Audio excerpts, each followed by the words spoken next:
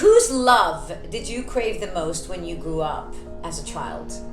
Was it your mother's or your father's love? And who did you have to be in order to be seen by this person? When was a moment that this person really valued you and honored you?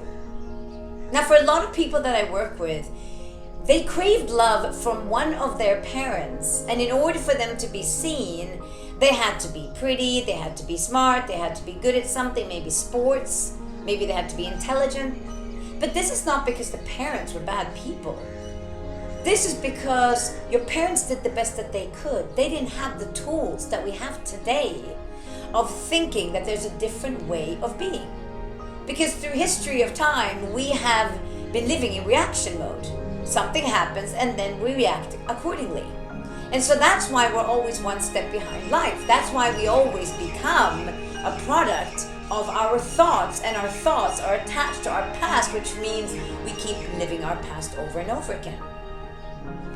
But if you're hostage right now in a mindset that's actually inherited by your parents, then you've got to wake up right now and remember, you are actually the driving force in your life. So if you only were seen when you were smart, cute, intelligent, or whatever it is, or good at sports, you will be constantly chasing the recognition from the external world every single day.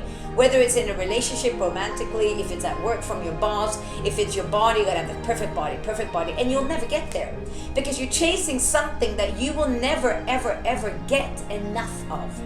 Because you psychologically felt that maybe you didn't get enough of one of your parents. So you're just chasing something that doesn't exist. And you can't regret your past. You can't go back to the past and, oh, I wish it didn't happen, because that's going to leave you with resentment.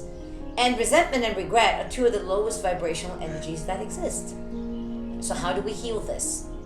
Well, the only way to heal it is to do the one thing that I am sure you're not doing right now, and that is to design the compelling vision of your future.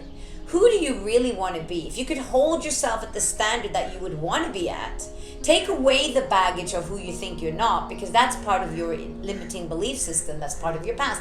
But actually, what kind of standard would you want to hold yourself at? How would you want to feel about your body? How would you want to feel about yourself at work? What kind of position would you like to have at work? How would you want to be in relationship? And then what you do is you completely design that avatar, that person in detail.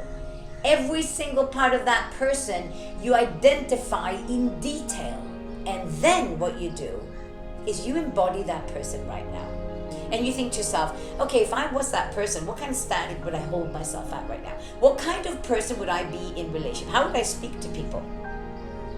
Because that's how you completely design a future that's not based on all the fears that are related to your past. But if you don't know why your thoughts are the way they are and where they came from, how are you going to know how to change them around?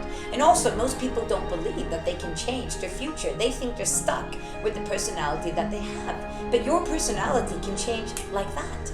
All you need to do is just find the personality that you would like to be instead, and then you practice that every day with consistency.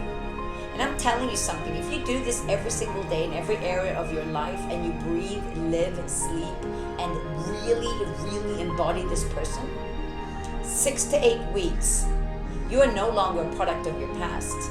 You are now the driver of your future.